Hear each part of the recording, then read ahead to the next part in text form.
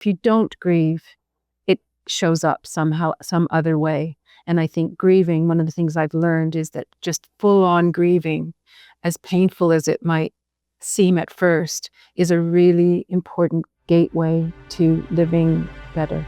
Hi, I'm Tamara, and this is TELUS Talks with Tamara Taggart.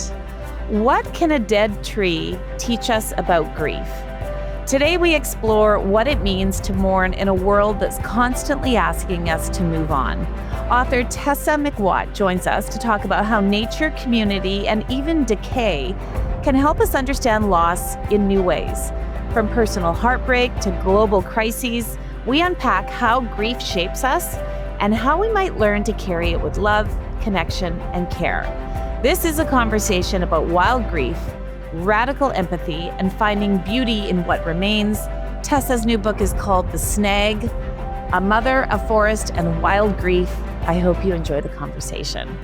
This podcast is brought to you by TELUS Smart Home Security. Secure, simplify, and easily monitor your home from anywhere using the Smart Home Security app. Visit TELUS.com/smarthome-security to learn more about Canada's most trusted security provider. Hi, Tessa. It is so good to see you. Hi, Tamara. Really happy to be here. It's really nice to meet you. So you have a brand new book. It's called The Snag, A Mother, a Forest, and Wild Grief. It's brand new, hot off the press. I did not know what a snag was. I do now. What an honor to be a snag. And getting to be a snag. Not quite yet. I'm not there yet, but that's what we're all working towards. And who knew? And also, I never thought about the word snag before, and now I can't stop thinking about it. So why don't you tell us what the snag is? So a snag in forest terms is an old or a dying tree standing or lying in the forest. And the thing about a snag is that it's just reaching its peak. It's reaching its peak of productiveness for the rest of the forest because it's dying, but it's also the place of decay is a place where insects and birds and all kinds of creatures feed from, because it's the most nourishing it's the most nourishing stage of a tree. And the snag also provides sometimes roots for new trees. And so it's in my terms, in the way that I'm thinking about it, it's kind of the grandmother of the forest.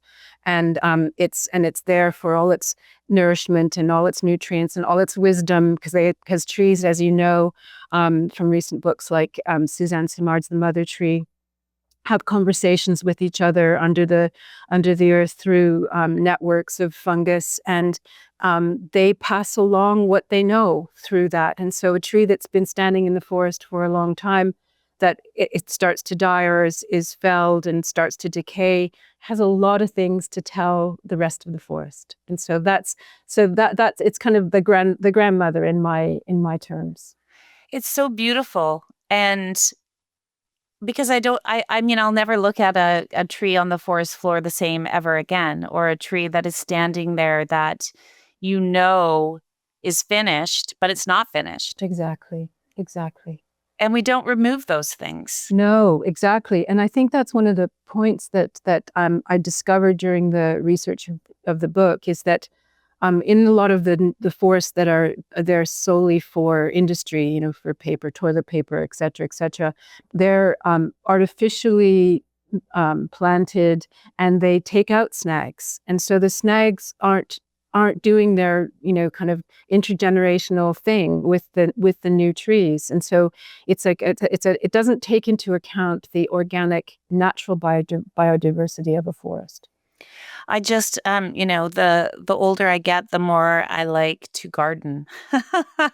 And so I've been doing a lot of that, and I have to say that it is one of the most calming, meditative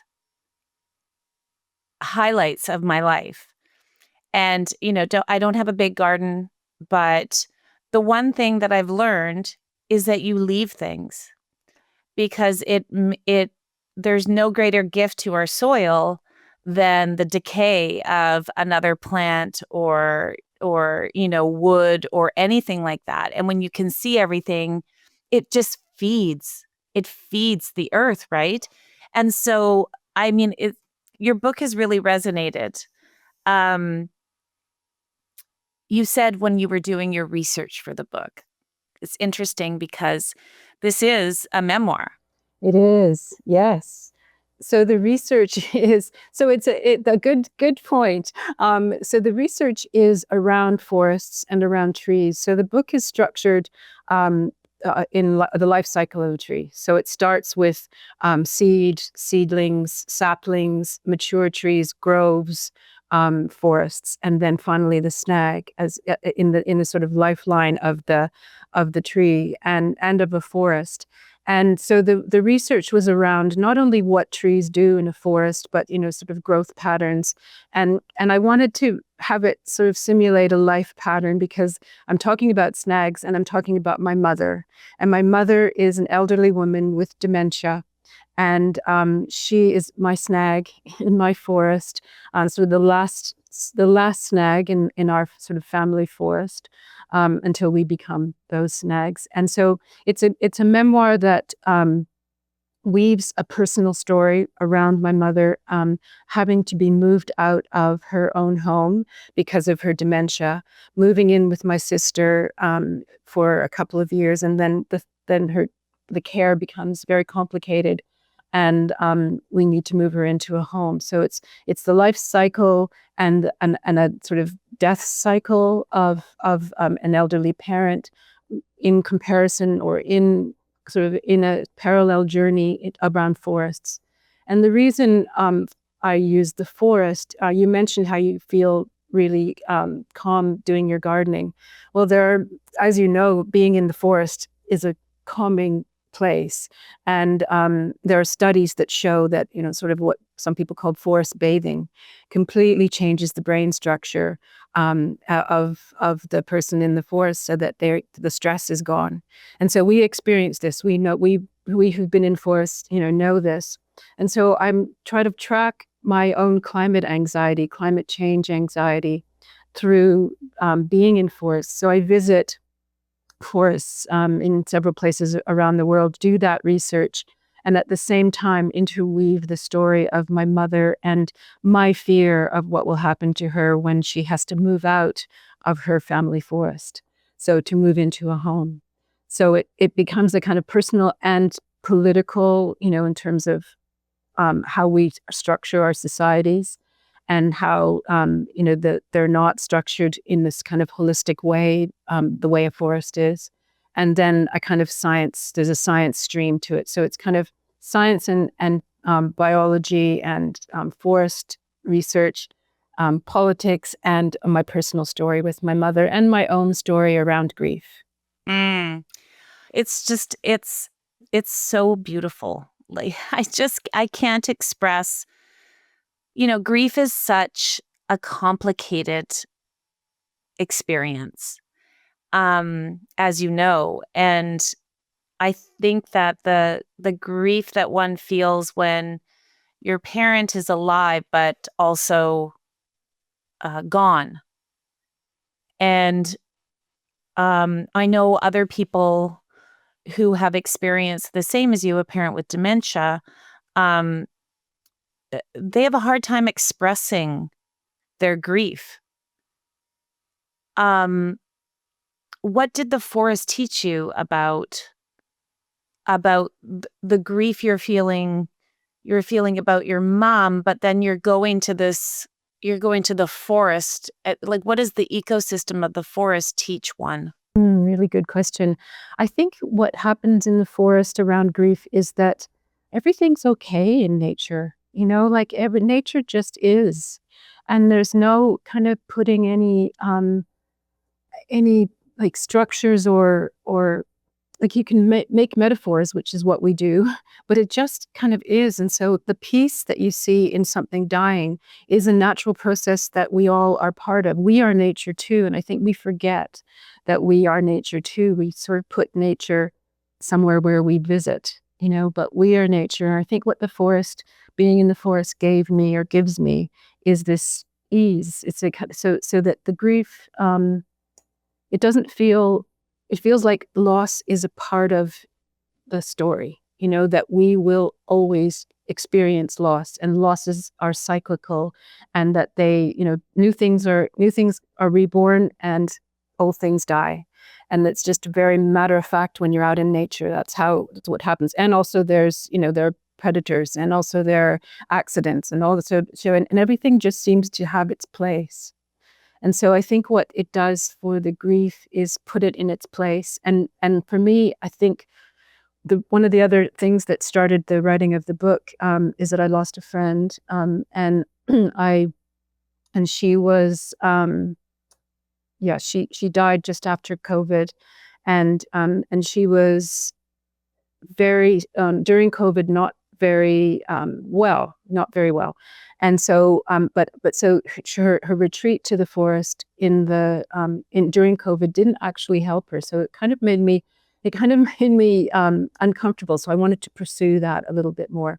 But the idea that how do we grieve? Like, I wanted to know how we die. I wanted to know how to die, because COVID was this point where so many people, death was everywhere. So many people were dying. I thought, gosh, how do we die? And I think in learning about forests and in learning about how to die, I learned how to live. And I think that it's a very important parallel. In thinking about death, we understand life better. And I think if we know that death is there for all of us, then life is really important.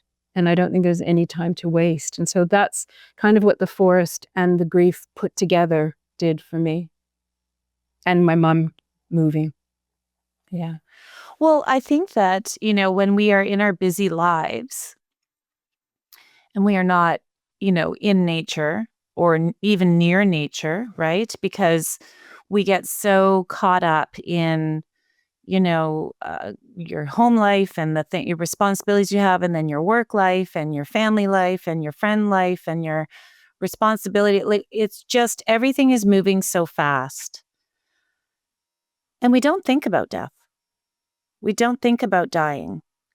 We don't think about any of those things. We do push it away. And that, I don't want to call it denial, but we're not conscious of it, right? And so because we're not conscious of it, we never think about it. So when it does happen, the grief is debilitating. It is. And I think we do deny it. I think it's an active denial, because it's so unknown. It is something we don't want to do. We don't want to go there. But I think that in this kind of intergenerational thinking that I discovered in the research and in the writing of it, if death is just always there, then it's not a shock. It's just a part of life. And so I think that being in grief is, or dealing with grief is a way to be more alive. Yeah, well, the cycle of life, and we see it every day when we're in the garden or when you're walking in the forest or whatever it is that you're doing. We don't see the cycle of life when we're in our everyday life. No, exactly. Yeah, it's so that's what I find so fascinating.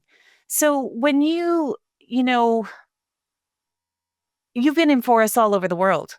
Yeah, I started out in Canadian forests, obviously. And then I went on for research. I've been into Brazil. I've been to not the Amazon, but to the Atlantic forest in the tropical part of Brazil, and to the cork forests in Spain, and to some other forests in France. And so, yeah, I do a lot of walking in forests. But what have you learned from all of those forests? Are they all the same? Do they all give you the same thing? No, by no means. No, they give you that sense of continuity and the sense of the life cycle, because they all naturally have their snags, but they have all kinds of different flora and fauna. And, I think that there are some more dangerous forests than others, or more dangerous that we would think they're more dangerous because of the creatures we're not used to, like, the snakes that we're not used to. But then there are also the bears in ours. So yeah. Yeah, that's so interesting because it's, when I was younger, I was always scared of the forest because of what you just said, the bears, right? I always thought a bear was coming around the corner at any time, and what would I do? Um, and now I live in the city. I live in Vancouver, but we do have forests that we can get to really fast. There are no bears there. Well, there are bears, but you know what I mean. If I'm heading out towards UBC, I'm more likely to see a coyote than I am to see a bear or somebody's dog. But the forest, there's something to be said. My kids always like to say, oh, you need to touch grass, or you need to go, you need, and it's so true how it can ground us. Yeah, absolutely. That physical, and also there are studies that say that the trees that are talking to each other through the underground networks, but also through their spores that they release, are also talking to us, so that we breathe in that information that's also underneath the earth, and so you need to be physically there. No amount of watching videos of being in the forest will do the same thing for you. No, you can't. It's the smell. It's the air feels different. You're right. When you step into it can be raining, yet dry on the forest floor. It's just a different climate. It is. And I was in Brazil, in the Atlantic forest, in a area near Salvador, in Bahia, where I was staying. And we did a meditation. I was with some other artists, and I was there to kind of integrate my work, writing with other artists, and also the population of Bahia in this, on the island of Itaparica. And we were with somebody who did a kind of ritual with us. He meditated, but he also sort of put some water on us that had been in the folklore of the area, water that had helped a blind man see again. And, this is obviously folklore, and, we don't know what the facts are, but we all felt touched and moved and changed with the story, but also with each other being in the rainforest. And so they each have their stories, like we all have their stories, like families have their stories. And entering them, you go into those spaces as, with all the stories. And I think that's one of the things that I was trying to bring out with, so there's my family story, which involves grief, because my parents' first child died when he was 3 years old, and I'm the replacement child. So grief is a part of our family in a deep way, and that kind of is the ecosystem of our family. And then there are other, so each forest, I think, has their own kind of ecosystem of the emotional, sort of culture of the family, of the forest. And so I felt that in visiting some of the places that I had been. You in your writing, I mean, you've written, is this your 7th book? It's a good question. It's 7. I think I have 7 novels, and this is my 2nd nonfiction. Oh, there you go. Yeah. I mean, this is memoir too. And so I'm wondering how different that is for you as a writer, as an artist, to take your nonfiction research brain, right, with the forest, but also this very personal story, your family story, your story. What was that like for you? I think being a novelist kind of helped me to write nonfiction. In my first nonfiction book, the first draft I gave to my editor, she said, "Where's the novelist? Where's the storytelling?" And so I thought, I'm allowed to, tell story. And so it's just the mechanism of, of knowing what a narrative arc is, knowing, how readers get attached to story and what you need when you're telling a story, that putting all that research and that personal story, weaving it together, it was like braiding hair, to try to braid the personal, the political, and the scientific all together so that there's a story that coheres. And so we get somewhere at the end. I have a kind of quest at the beginning of the book, which is around what my father said to me on his deathbed, which was pray. And so my quest in the book is, what? What do you mean? Because he was a veterinarian, a man of science, didn't go to church, wasn't a religious man at all, and yet that was the last word that he spoke on the planet. And I was there, and so it became something that sort of went deep in me, that I wanted to understand what he meant. So I give myself at the beginning of the book a kind of a goal, a kind of quest to understand what that meant for him, but to understand what it means generally in this moment when we are all really destabilized. We're destabilized politically and destabilized on a kind of environmental level. And what does it mean to have hope, or to whatever prayer means to you? How do we do that? And I'm not a religious person. And so to have that as a kind of, thing to move myself forward it was an interesting drive. It was an interesting narrative quest. Absolutely. That's fascinating. And I think it speaks so much to that final, whether we understand, what it means to be done on this planet. It's like, it's so fascinating to me, that your dad said that. And I don't think that is unusual. No, I don't think it is either. And I think it's because, it's a fact, death, it's just a fact. And so again, as I said earlier about knowing how to die, so if it's a fact, and so maybe that idea of a quest or a prayer or something like that is like, how do I live well? And because death comes, and, how do I make the best of what I have in this life? I think that's what prayer ends up being for me in the book. 100%. And I think that we don't think about regret often. And by that, I think, I mean, like, we think, oh, yeah, I can do that. I'll do that later. Whatever that big thing is in life, right? To slow down, to enjoy your family more, to go out with your friends more. The really meaningful, to take up pottery or whatever it is that you've always wanted to do for yourself, because we can get to a place where we look back and regret, and it's too late. And maybe regret and grief, are related in some way. A very, very interesting point of connection. Yeah, because the other thing that I in tracking my mom's dementia and tracking, sort of her grief through her lost first child, etc.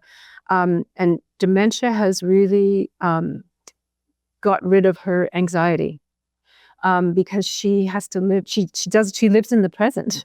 She doesn't have the kind of memory that allows her to worry about the past or worry about the future. So she's very present and very happy. So I think it's another lesson in how to live. She lives in the present. And I think that's something that I really have learned from her, to just, I know what's important to an elderly woman who's had a, kind of complicated life.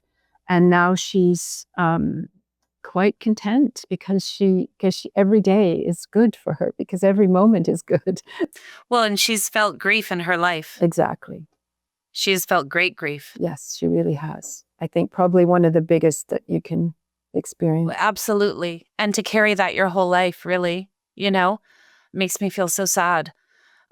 So in a way, you're right. Her dementia, I guess, in a way has lifted that. It has. I mean, it doesn't. She doesn't. It's not that she doesn't remember him or us or anything like that, but she doesn't remember it long enough to make it her day, to make it into the whole experience of her day. She remembers it. She'll cry very easily and then get over it. And she said, "Don't worry, crying helps me remember." Wow. One of the things we do on this podcast is we like to thank our guests for being here. And as a thank you, we ask our guests to choose a Canadian registered charity. You chose Global Medic, and I just wanted to let you know that we're going to make a donation in your name to them as a thank you for you being here. So thank you. That's great. Thank you very much. I'm loving this conversation so much, and your book, it really is a gift. What do you hope people get from reading this? Yeah, I hope as we've been saying, that they get that grief in the way that I talk about it in our family, in my own personal experiences, because I experienced some other losses in the book. I come to it's not a conclusion, but I come to the point of thinking that grief is important and that we need to grieve, and that in the current state of the world, we need to grieve what we've already lost so that perhaps we can be active in not losing anymore. Because I think what grief does, if you don't grieve, it shows up somehow, some other way. And I think grieving, one of the things I've learned is that just full on grieving, as painful as it might seem at first, is a really important gateway to living better. Isn't that the truth? It does escape it always does. You can't suppress it. You just have to go with it and be in it. And if you can know that being in it isn't dangerous, I think, and hopefully it isn't for most people, just, accepting that life is full of grief. Life means grief. That's what we do. And it's not always death. Grief is not, that's the other thing. I think it's okay to grieve the loss of a friendship. It's okay to grieve the loss of a job, or there's so many things we could grieve. Like you said, climate change and what's happening to our climate, what's happening in the world right now. We can feel other people's grief too, and grieve with them. Absolutely. And I think that collective grief, that what we might be going through collectively as people concerned about the environment, people concerned about the climate, has to be, we have to acknowledge it and then act together, come together and say, we feel what we feel together, and we're going to do something. Well, isn't that the truth? Because the other thing is sometimes when we're in grief, you feel so isolated. You feel that you're the only one that's ever felt this way before. And here the whole world is marching on. Everybody's doing their own thing. Everybody still gets up the next morning and goes to work and does their thing. And you can't believe that everybody hasn't come to a screeching halt while your whole world has been. So I think that, as you said, in communicating and being open and expressive with your mourning, really. Yes. And honest to yourself that, it hurts, it's awful, and it's, going where you need to go with it, I think helps. In my experience, like just going the distance with it helped me to come out of some of those griefs that I've had over the last. Mm-hmm. Mm-hmm. And just as we wrap up, do you have, I mean, it's probably like asking you to pick a favorite child, a mother to pick a favorite child, but do you have a favorite forest that you like to walk in, or? Well, it's not so much a favorite forest, but I have this in where I live in London. There's a beautiful, beautiful cemetery, old cemetery with sort of 18th century graves that are, not in use, and it's sort of overrun a little bit, and it's got a beautiful, beautiful pine tree that kind of swoops down on its side, and it's like massive and swoops in. So it's more a favorite tree than a favorite forest. And I go and I stand there, and it's like really, I do my version of praying, and it's really great. It's really wonderful. Amazing. The book is called The Snag, A Mother, a Forest, and Wild Grief. Tessa, you're incredible. I love this book so much. I hope everybody reads The Snag, and I hope we all get to be the snag one day. I think so, yeah. Yes. Thank you very much. It was a real pleasure, Tamara. Thanks for having me on. Thanks for listening to another episode of TELUS Talks with Tamara Taggart. Be sure to subscribe so you can join us every Tuesday for another conversation. You can also check out our website, telus.com/podcast, and subscribe to our YouTube channel at TELUS Talks.